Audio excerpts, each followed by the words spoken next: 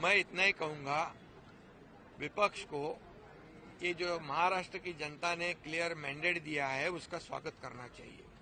एक पॉजिटिव उनका अप्रोच होना चाहिए, क्योंकि हमारे 2.5 साल के महायुति सरकार ने इतना काम किया है, इतनी योजनाओं को लागू किया है, इतने प्रकल्प को आगे बढ़ाया है, और इसीलिए उसका परिपाक ये है।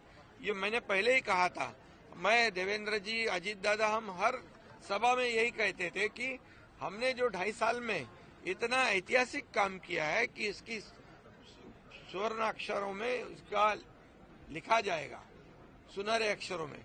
क्योंकि एक तरफ जो विकास के प्रकल्प बंद थे वो हमने शुरू कर दिए, दूसरी तरफ लोक कल्याणकारी योजनाएं हमने शुरू कर दी, और उसमें हर घटक को लिया है। लाडली बहना से लेके, लाडले भाई से लेके, लाडले किसान से लेके, लाडले ज्येष्ठ से लेके सभी लोगों को उसमें सरकार ने योगदान उनका देखकर सहयोग किया है।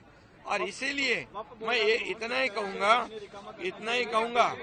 कि उनका जो अभी झारखंड में चुनाव हुआ, प्रियंका गांधी जी का चुनाव हुआ, कई लोगों का चुनाव हुआ, ये इधर का नांदेड़ बाई इलेक्शन का चुनाव हो गया, उसमें भी कांग्रेस की जीत हुई है।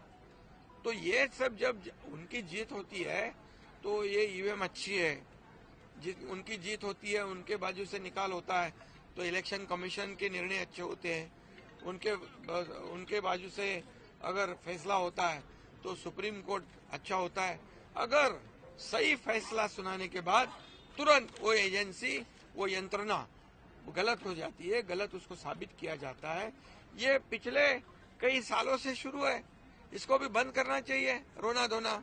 ये जो आज मैं कहूंगा कि लोकसभा में हमें महायुति के 2,48,12,000 वोट मिले और 43.55% वोट मिले, और महाविकास आघाड़ी को 50 लाख मिले, 43.71 मीन्स पॉइंट का फर्क है, कुछ पॉइंट का फर्क है। लेकिन हमें जगह मिली 17 और उनको मिली 31, तब हम क्या कहेंगे?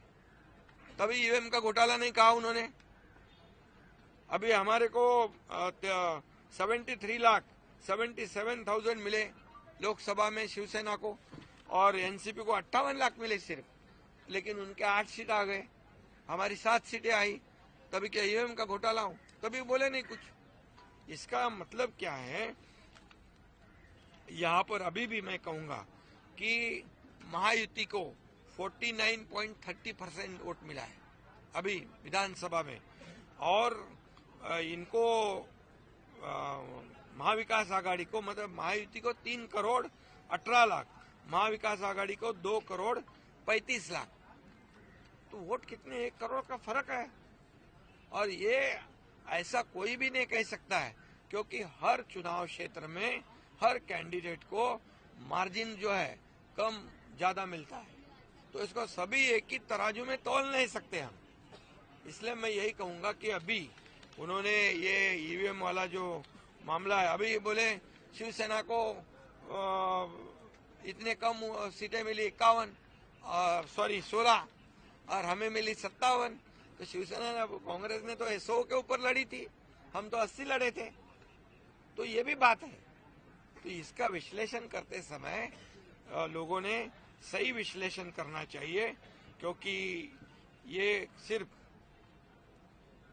अभी नासिक में मालेगांव में 1,98,869 चुनाव वोट मिले लोकसभा में, और अभी विधानसभा में 7,527। उधर बीजेपी का कैंडिडेट नहीं। फिर ये क्या, किसने हैक कर दी मशीन? ये सब चुनाव हारने के बाद ये ऐसे बात करना उचित नहीं है। इससे लोगों के दिशाभूल करने का काम जो है वो कर रहे हैं। अभी वो कोई किधर, किसी को लगता है बैलेट में चुनाव ले लो, किसी को लगता है ईवीएम में ले लो, ऐसा नहीं होता है ना। ये संविधान की बात है, ये सभी जो काम निर्णय है वो नियम के अनुसार होते हैं। और इसलिए मैं इतना ही कहूंगा कि ये चुनाव हमने, महायुति सरकार ने जीता है, ये काम के बलबूते पे जीता है, और लोगों ने जो मैंडेट दिया है, ये मैंडेट को वो विपक्ष ने स्वागत करना चाहिए। और साथ देना चाहिए इस राज्य के विकास के लिए। अभी उन्होंने कल शपथ नहीं ली थी, बोले ईवीएम का घोटाला है, तो अभी आज शपथ ले ली, तो क्या ईवीएम का घोटाला के आक्षेप खत्म हो गया? सर, उनका कहना है कि हाँ? एक दिन